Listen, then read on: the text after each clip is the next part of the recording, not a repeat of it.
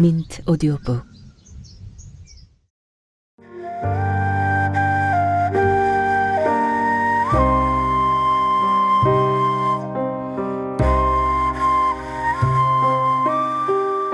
고달사 김창식.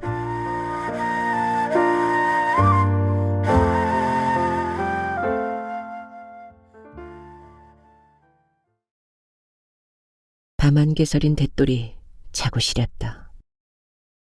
소나귀로 발등을 감싸쥐고 등을 동글동글하게 오므렸다.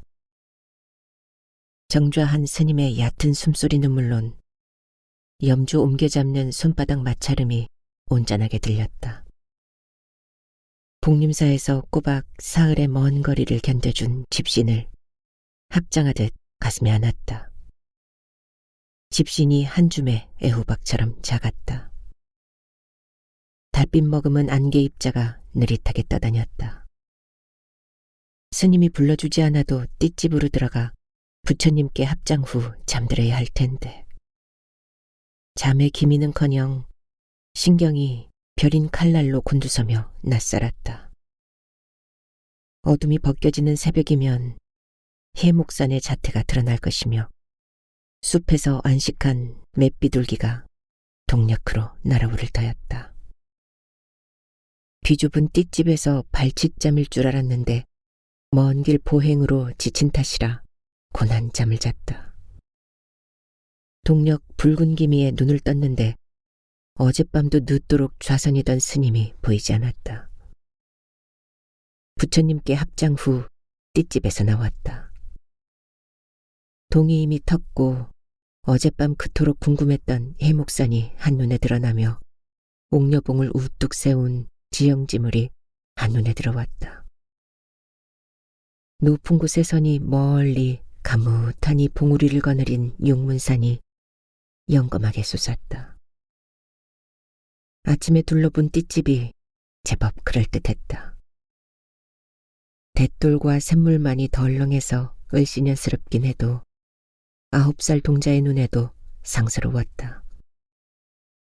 당나라에서 귀국하고 복림사에서 참선하던 스님 현욱이 무슨 영문인지 동자의 손을 잡고 해목산으로 왔다. 인적 드문 해목산 띨집에 불상을 단추리 모신 스님은 법명이 오정이며 7순이 넘었다. 고작 요만한 띨집으로 오려고 그 먼 길을 급히 오셨나요? 동자가 샘물 표주박을 입에 물었다가 투덜거렸다. 복림산 복림사에서 여주로 오며 큰 기대에 부풀었다. 곡시펄판이 너른 여주로 온다기에 허기도 참으며 좋아했다. 그렇게 찾아온 곳이 인적 드문 산자락이었으니 마뜩할 리 없었다. 등골 따끈한 구들방은 아니어도 비바람 면할 띨집이 달랑 있긴 해서 그나마 다행이긴 했다.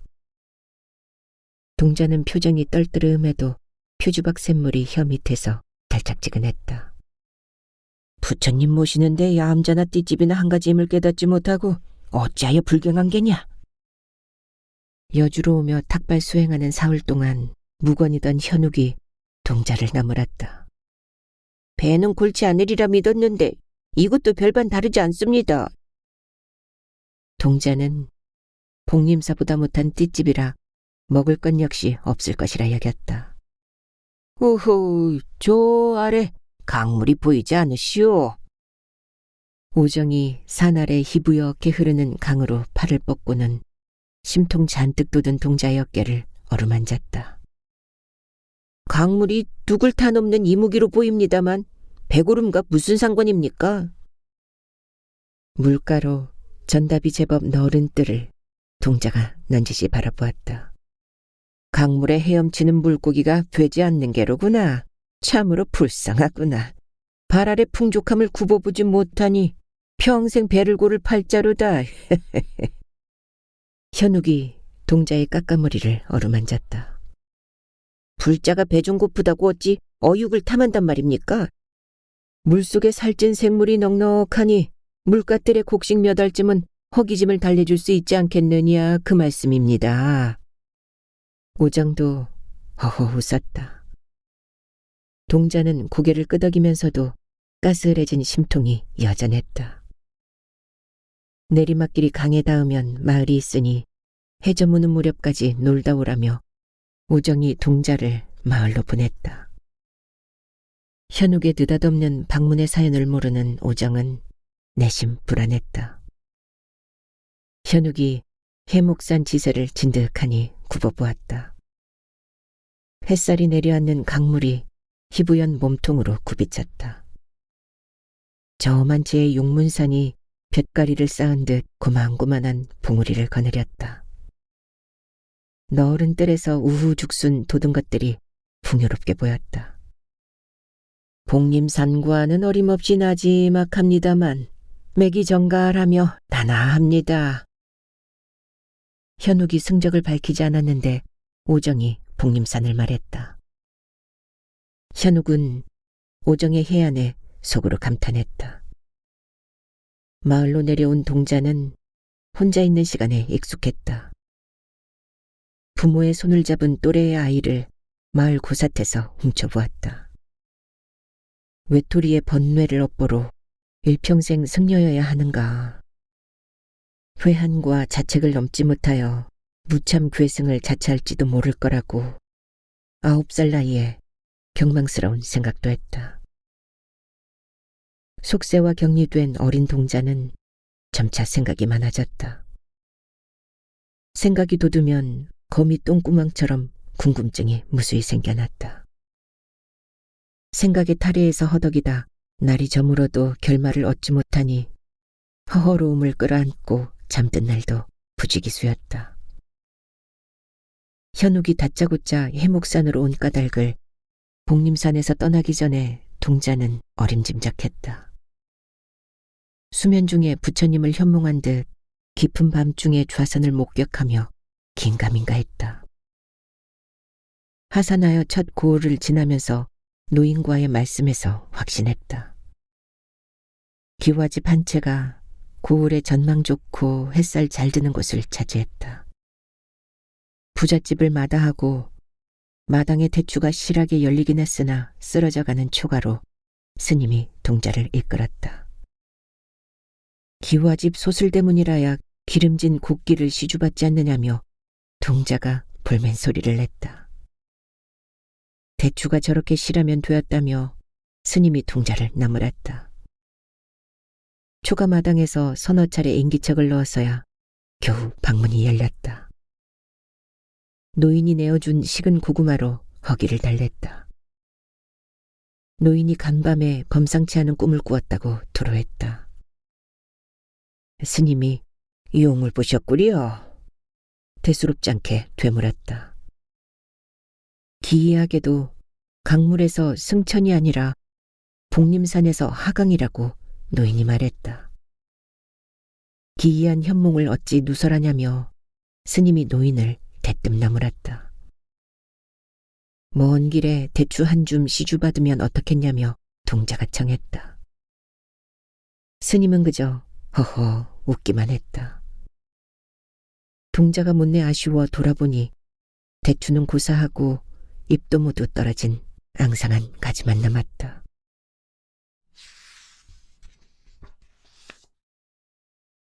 스님께서 도와주실 일이 있습니다. 동자가 마을로 내려간 후 현욱이 오정을 띨집으로 이끌었다. 늙어서 이빨도 성치 않은 빈도가 도울 일이 무엇이 있겠습니까?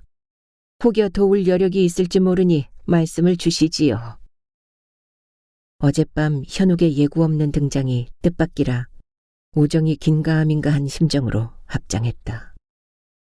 해목산의 연륜이 어찌 되시는지요?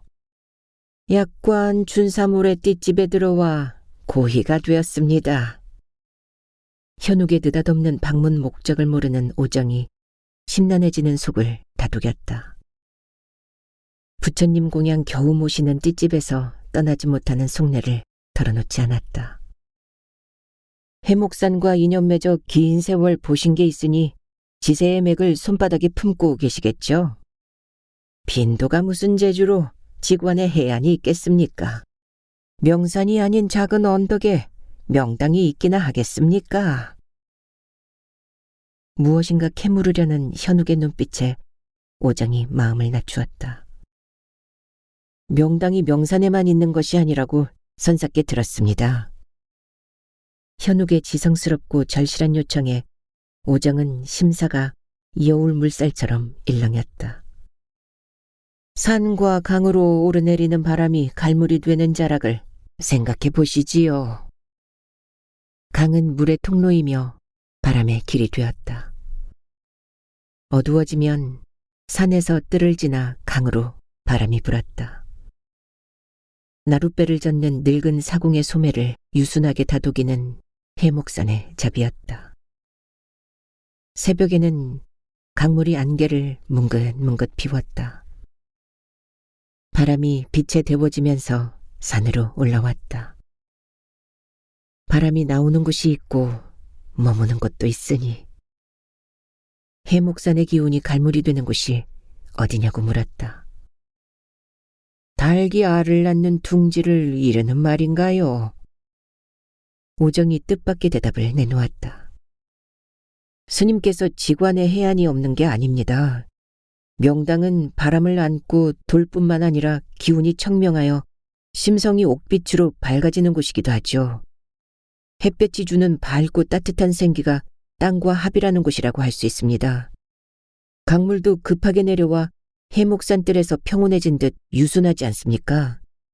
물길이 부드럽고 유순하니 황금달기 알을 품는 금계포란 명당이 분명 있을 것입니다.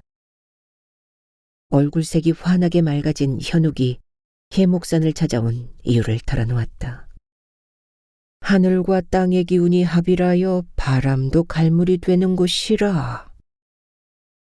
오정이 놀란 표정으로 마음을 더욱 낮추었다. 명당은 산이 맺은 꽃이요 과실입니다. 사람은 죽어서 땅에 묻히니 죽어서도 하나가 되는 것이죠. 백두의 대간에서 분기찬 차령산 맥을 찾아야 합니다. 현욱이 다급한 마음을 드러냈다. 한양 권세가의 저승대굴자리라도 부탁받으셨나요?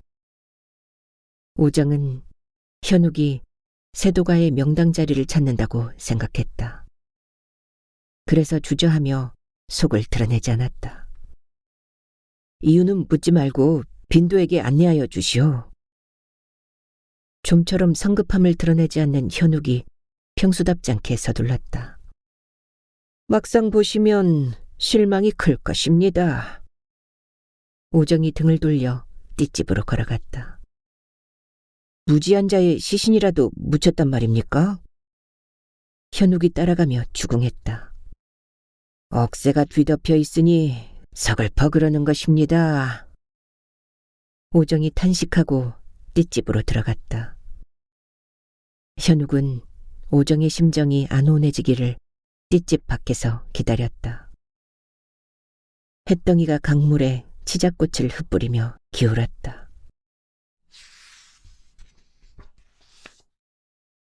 스님, 이것 좀 보십시오. 마을로 내려갔던 동자가 덜렁덜렁 부퉁이를 흔들며 걸어왔다. 현욱이 무심하게 달뜬 동자를 외면했다. 떡이 여기 있습니다. 동자가 주춤거려 부퉁이를 내밀었다. 현욱은 눈길 한번 던지고 그만이었다. 시무룩해진 동자가 돛돌에 앉았다. 시간이 흘렀다. 짙은 어둠이 해목산을 껴안기 시작했다. 뒷집 거적을 밀치고 나온 오정이 동자 곁에 쪼그리고 앉았다. 뜰이 넓어서 이만한 시주가 있는 겁니다. 오정이 보자기를 펼치고 쌀떡을 동자 입에 넣어주었다. 침울하던 동자가 환하게 웃으며 오물오물 떡을 씹었다. 동자는 법명이 무엇인가요? 오정의 물음에 동자가 눈만 말똥거렸다. 복림산에서 태어나 속세는 처음입니다. 소승이 변변치 못하여 법명을 내리지 않았습니다. 현욱이 멋져가며 대답했다. 그러고 보니 스님의 법명도 아직 모르고 있습니다. 오정은 현욱이 복림사에서 왔음을 간파했으나 법명까지는 알아내지 못하였다. 사흘 전에 꿈을 꾸었는데 누렁소와 송아지가 복림산에서 내려오는 장면이라 필시 기이한 현몽이라 믿었다. 복림산에서 속세와 연을 끊고 살았더니 불러주는 자 없어 법명을 잠시 잊고 살았나이다. 현욱이 사뭇 겸연쩍다며 동자의 깎아머리를 쓰다듬었다. 스님은 법명이 있기나 했습니까? 동자는 9살이 되도록 스님의 법명을 한 번도 듣지 못했다. 속성은 김가이며 법명이 현욱이라 합니다. 당나라 유학 중에 마조도일 선사의 제자이신 장경 스님이 법명을 주셨습니다. 동자가 물었는데 현욱이 오정에게 허리를 굽혔다. 육조 예능대사의 손재자인 마조도일 선사 문화를 스승으로 두셨단 말씀이십니까? 오정이 주름 덕지덕지한 눈꺼풀을 화들짝 쳐들었다. 마조도일 선사는 문화에 신묘한 제자가 많음을 불제자라면 능히 알고 있었다. 스님이 현욱이었단 말씀이지요? 누나를 말똥이던 동자가 대뜸 물었다. 오호 이 녀석, 이제야 내 법명을 알았단 말이냐? 현욱이 장난스럽게 호통을 쳤다. 저의 법명도 지어주지 않고서 어찌 큰 말씀입니까? 동자도 빙그레 웃으며 물러서지 않았다. 동자도 법명이 있어야 하겠습니다. 오정도 웃으며 너스레를 떨었다. 이름도 없이 9살이 되었으니 짐승이나 다름없는 삶을 살았습니다. 오늘 이 자리에서 법명을 주시지 않으면 차라리 저 숲으로 들어가 짐승이 되렵니다. 동자가 협박했다. 오정 스님께 큰 절을 올려라. 짐승에서 인간의 세상으로 구제하여 주실 게다. 현욱이 오정에게 동자의 법명을 청했다. 어찌 소승이 현욱 스님의 가르침을 받아온 동자의 법명을 헤아리겠습니까? 오정이 팔을 내저으며 사양했다. 동자가 넙죽 절을 올렸다. 이 순간부터 심희 법명으로 태어나십시오. 절을 받은 오정이 잠시 염주를 굴리다가 동자에게 허리 굽혀 합장했다.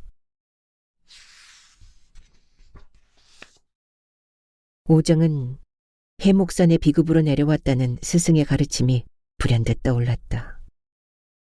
오정의 스승도 선대 스승의 가르침을 전해 듣고 가슴에 꼭꼭 묻고 있다가 스치듯 들려주었다. 오정은 생각조차 삼갔다.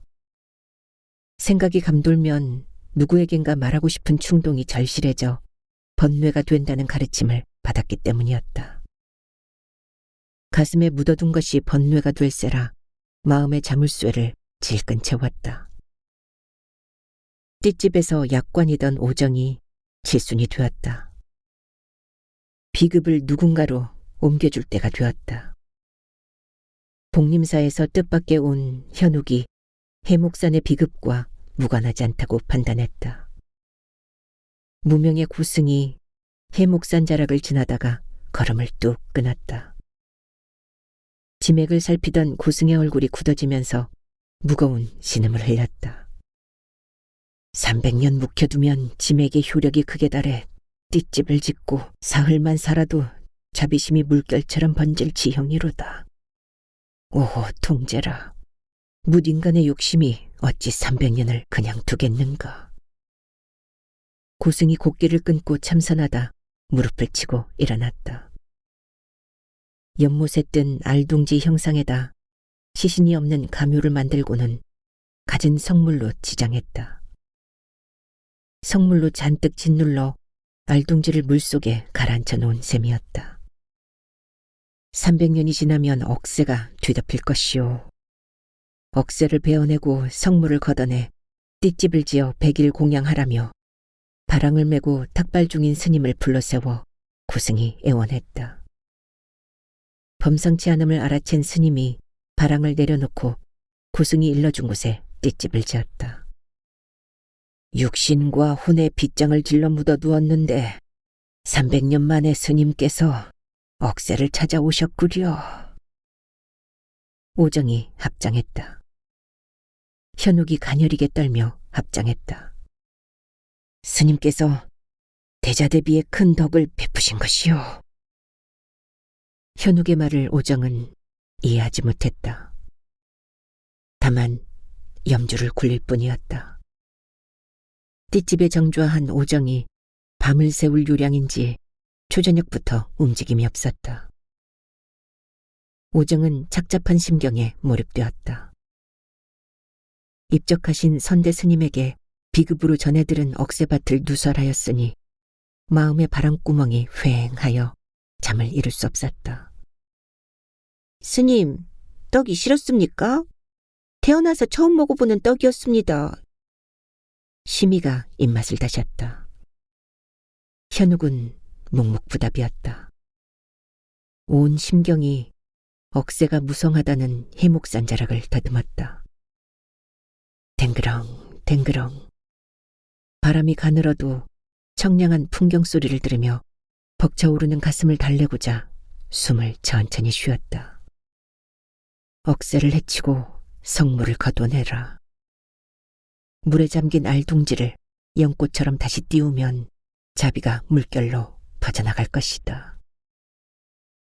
현욱은 오정이 들려준 고승의 예언을 떠올렸다.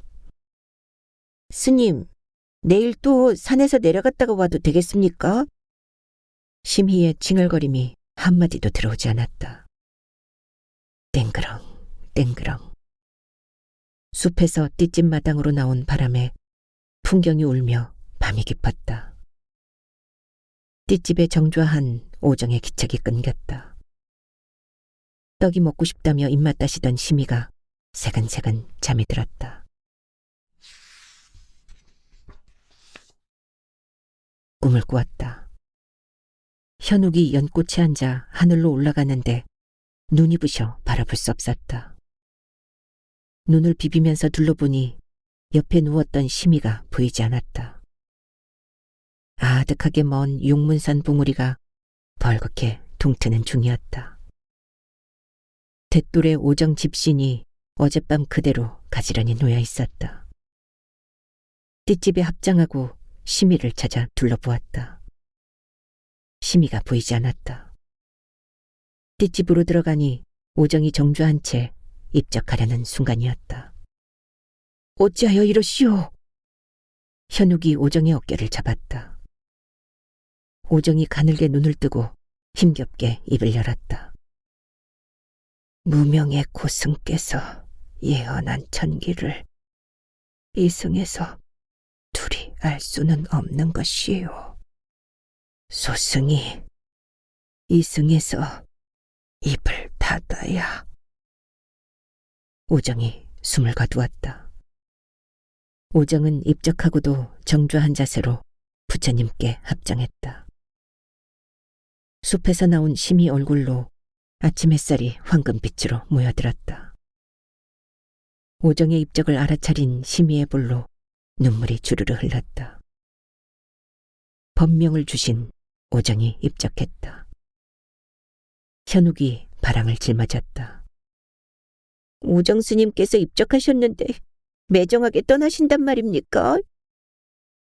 심희가 볼멘 소리로 투덜거렸다. 현욱이 걸어가고 심희가 주춤주춤 따라갔다. 여름 강렬한 햇살을 견뎌온 나뭇잎에 붉은 반점이 띄엄띄엄 서렸다. 스님, 단풍이 들고 있어요. 심희가 단풍 어우러지는 숲에 시선을 두고 출랑출랑 걷다가 돌뿌리에 휘청거렸다. 네 눈에는 단풍이 보이느냐? 생각이 참 가련하구나. 현욱이 뒤도 돌아보지 않고 나무랐다. 언덕에 서더니 주변을 살폈다. 강을 바라보고 햇살이 내리치는 방향도 살폈다. 강 건너 봉우리를 보면서 고개를 끄덕였다. 해목산 줄기도 꼼꼼히 살피고 이리저리 걸어다녔다. 그렇게 반나절이나 곳곳을 살폈다. 억새가 우거진 곳에 현욱의 걸음이 멈췄다. 헤쳐보니 억새가 빽빽하게 자라서 흔적이 흐트러진 웅덩이였다. 해목산으로 쏟아지는 햇살이 억새로 모여들었다. 하얀 억새가 햇살을 받아 일렁이는데 수천 수만의 하얀 나비가 곱게 앉은 것 같았다. 정신이 몽롱하도록 현란했다. 강에서 바람이 한 모금 불어왔다. 억새가 살포시 일렁였다. 수천 수만의 하얀 나비가 일제히 날개를 펼치듯 반짝거렸다. 우와! 시미가 주먹으로 눈을 비비면서 저절로 탄성을 지었다. 현욱도 흥분을 참지 못하고 신음을 흘렸다. 바람이 지나갔다. 하얀 나비의 떼가 날개를 접고 햇살을 튕겨내기 시작했다. 바로 이곳이다. 현욱이 신음처럼 중얼거렸다. 이곳이 어느 곳이기에 갑자기 분주하십니까? 심히 물음에 대답도 없이 억새 여기저기를 누리며 산새를 보고 바닥에 묻힌 돌을 헤집었다. 소승은 스님의 속을 하나도 알아보지 못하겠습니다. 심이가 또 물었다. 여기다 운막을 지어야겠다. 현욱이 동문서답했다. 띠집으로 돌아가지 않는다는 말씀입니까? 띠집은 네가 가 있거라. 무슨 말씀이세요? 오정스님의 존체로 소승 혼자 돌아가란 말씀입니까? 귀가 멀었느냐? 혼자는 무섭습니다. 부처님이 계시는데 무엇이 무섭단 말이냐? 현욱이 호통을 쳤다. 억새의 현란함에 취했다가 뜬금없이 내침을 당한 시민은 울상이 되었다. 현욱은 시미를 돌아보지도 않고 바랑에서 낫을 꺼내 억새를 베어냈다.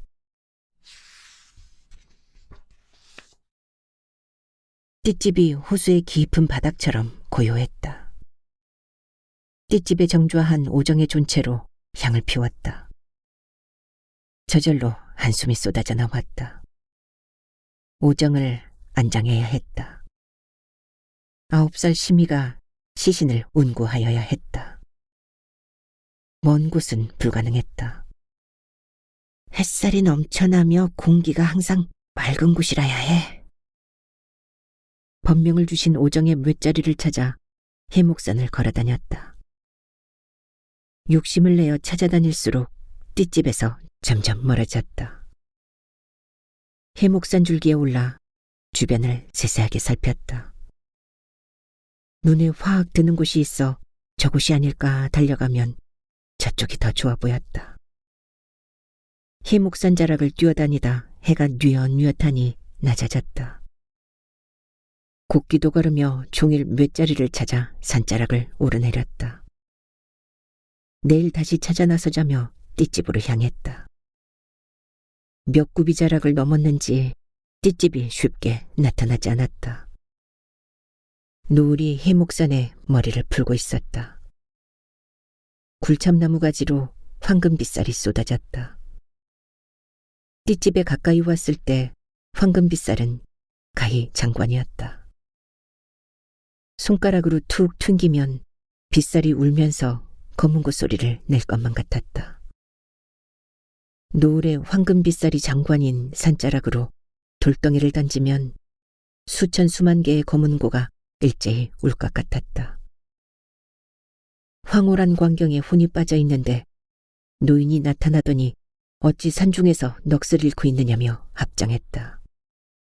저 아래를 보십시오. 공깃돌을 던지면 빗살이 검은 꽃가락으로 울 것 같지 않습니까? 시미도 합장했다. 잠시 빚어지는 환상입니다. 곧 없어질 허상에 너무 감탄하지 마시오. 노인의 말이 끝나기 무섭게 황금빗살이 삽시간에 거두어졌다. 시민은 환상에서 깨어나 눈을 홉 뜨고 노인을 바라보았다. 산이 온화해서 거친 길이 없을 터인데 행색을 보아하니 험하고도 먼 길로 다닌 것 같구려.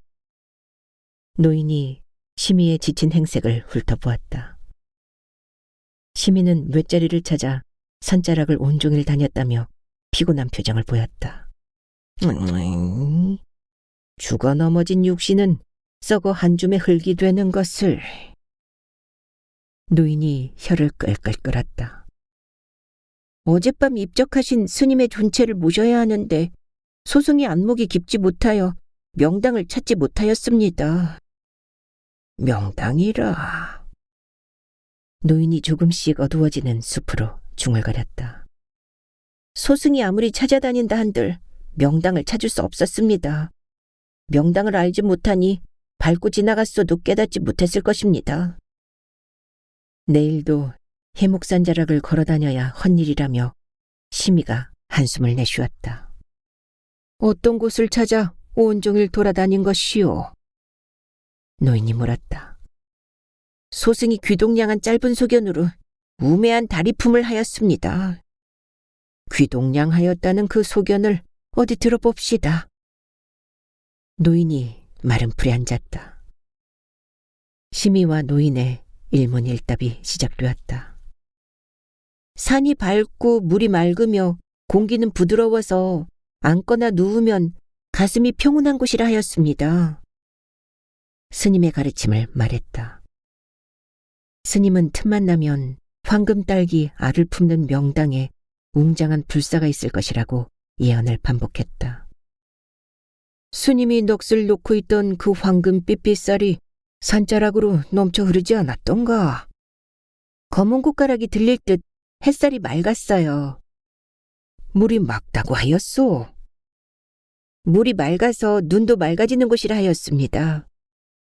저 아래 강물이 한눈에 보이지 않았소. 노을빛이 앉아 강물이 용으로 보였습니다. 황금비늘을 반짝거리면서 용솟음을 쳤으니까요.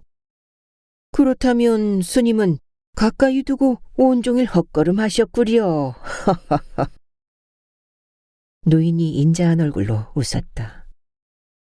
시민은 머리를 갸웃거리며 노인을 이해하지 못했다.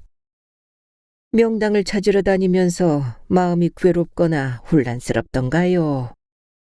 스님께 명당을 찾아드린다는 설렘이 가슴에 가득했습니다. 지금도 그 심정이요? 그렇습니다. 지금은 평온하기까지 합니다.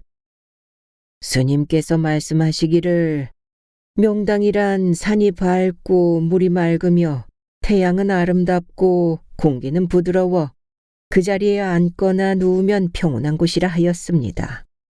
스님이 앉아 계신 그곳을 아직도 깨닫지 못했나요? 노인이 빙그레 웃었다. 심의가 생각에 이마를 치며 단성을 질렀다. 그렇다면 이곳이 명당이란 말씀입니까? 심의가 노인에게 무릎을 꿇고 상체를 조아렸다. 무얼 꾸물거리시오? 노인이 심의를 일으켰다. 곧 해가 질 것이니 서둘러야지요. 노인이 손짓한 참나무에 삽과 곡괭이가 기대어 있었다. 노인이 곡괭이를 들고 심의가 삽을 들어 땅을 팠다. 석자를 파도 곡괭이 날에 돌멩이가 부딪히지 않았다. 백설기 떡같이 부드럽고 고운 흙이 파헤쳐졌다. 시신이 안추될 묘혈이 만들어졌다. 이쯤이면 되었소. 늙은 육신으로 곡괭이질 했더니 피곤하구려. 여기 앉아 있을 테니 향을 피우고 오시오. 노인이 묘혈에 앉았다. 심의가 부랴부랴 띨집으로 갔다. 오정의 시신이 없어졌다. 황당하여 띨집과 주변을 둘러보았으나 찾을 수 없었다. 울상으로 맷자리로 올라와 깜짝 놀랐다. 노인이 잠시 쉬겠다며 앉았던 묘혈에 오정이 곱게 안장된 것이 아닌가. 명당을 일러주고 함께 구덩이를 팠던 노인은 없어졌다.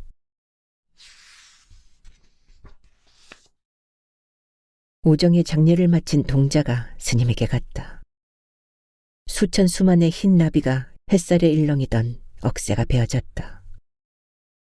띨집에서 진득하지 못하여 내려왔다고 혼이 날까 숨어 바라본 스님은 가섯자락으로 돌을 나르는 중이었다. 억새가 우거졌던 연못에 층층이 쌓였던 돌을 주워냈다. 무명 고승이 300년 전에 감탄했던 황금달기 알을 낳는다는 금계포란 명당. 세상에 드러나지 않도록 알둥지를 짓눌러 가라앉혔던 돌을 주워냈다. 하루 반나절 만에 초가삼간 터가 드러났다. 나무를 꺾어다가 뼈대를 만들고 억새를 둘러서 움막이 만들어졌다. 짐승처럼 숨어있지 말고 와서 거들어라. 스님의 나무람이 근엄했다. 여기서 아예 눌러 사실 작정이십니까? 심이도 억새를 나르며 물었다. 황금 알둥지로 억새가 또 우거지게 놔두란 말이냐? 황금이요? 어디요? 심이가 억새를 동댕이 치고 꼬챙이로 바닥을 후볐다. 이를 거들어 달라 했지 땅을 파라고 했느냐? 스님이 대뜸 나무랐다. 황금 알둥지라고 하지 않았습니까? 석 달 열흘을 후벼보아라. 좁쌀 알갱이 황금이라도 나온다면 니게 다 큰절하겠다. 사나흘 굶었다고 헛소리 하시네요.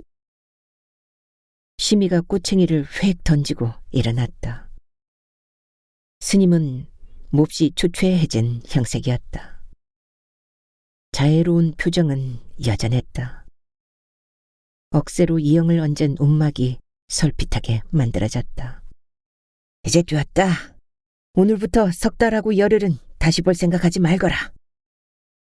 스님이 가사의 티끌을 털어냈다. 석 달 열흘 어디 다녀오실 작정이세요? 복림사에서 자주 있었던 터라 대수롭지 않다며 물었다.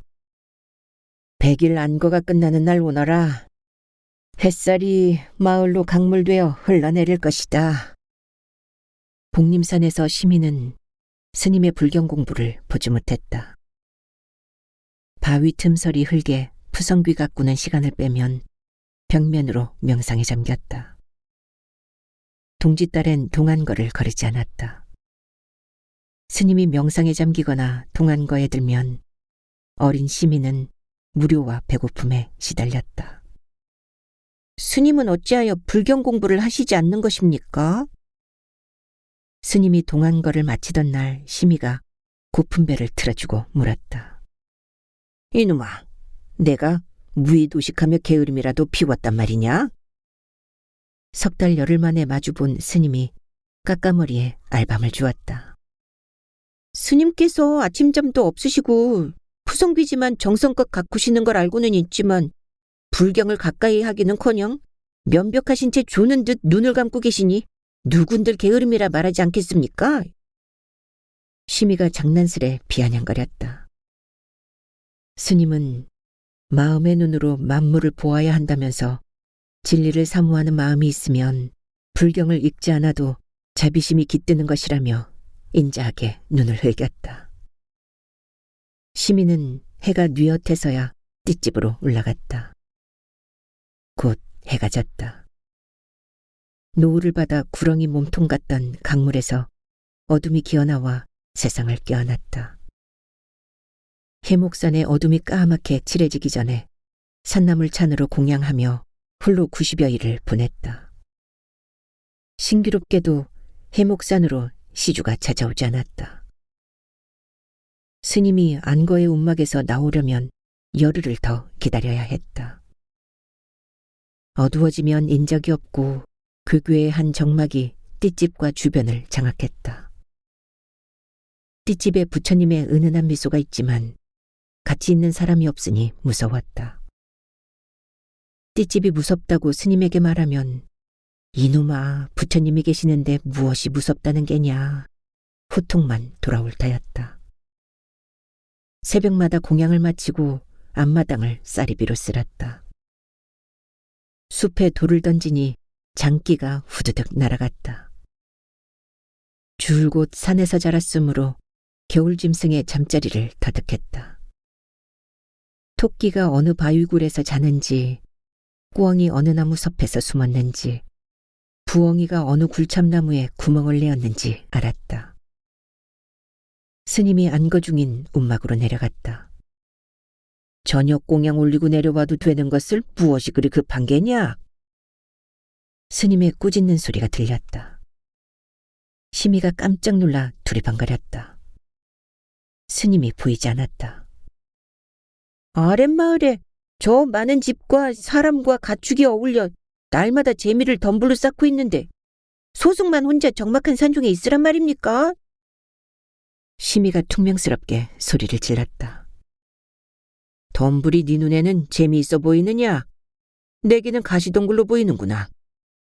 마을에는 참기름 물씬한 떡도 있고 꿀에 절인 약과도 있는데 제 밥상은 고사리 몇 가닥이 전부입니다. 풍년거지 서럽다는 말이 저를 두고 한 말입니다. 배고픔은 갓난아기부터 이력이 났지만 키가 자라는 만큼 배고픔의 본뇌가 커졌다. 적게 먹고 가는 똥이나 눌팔자에 기름진 음식 속에 넣으면 똥구멍으로 애호박이 열려 평생 닿지도 못하고 살 게다. 심의의 투정과 스님의 꾸짖음이 오고 갔다. 강물에서 현란하게 반짝이는 햇살이 고픈 배를 자극했다.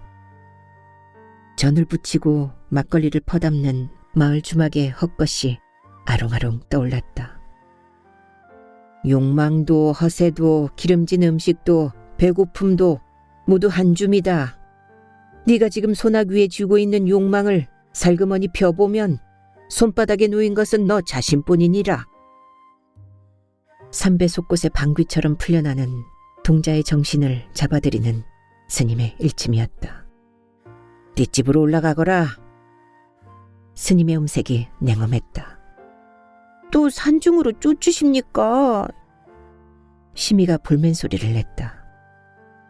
부처님 모실 대업을 시작해야겠다. 스님이 해목산 알둥지에 구달사 창건을 예고했다. 솔잎에 조각난 햇살이 숲에서 오물오물 논일다가 느닷없이 날아오른 까투리에 화들짝 놀라 부르르 물려들었다.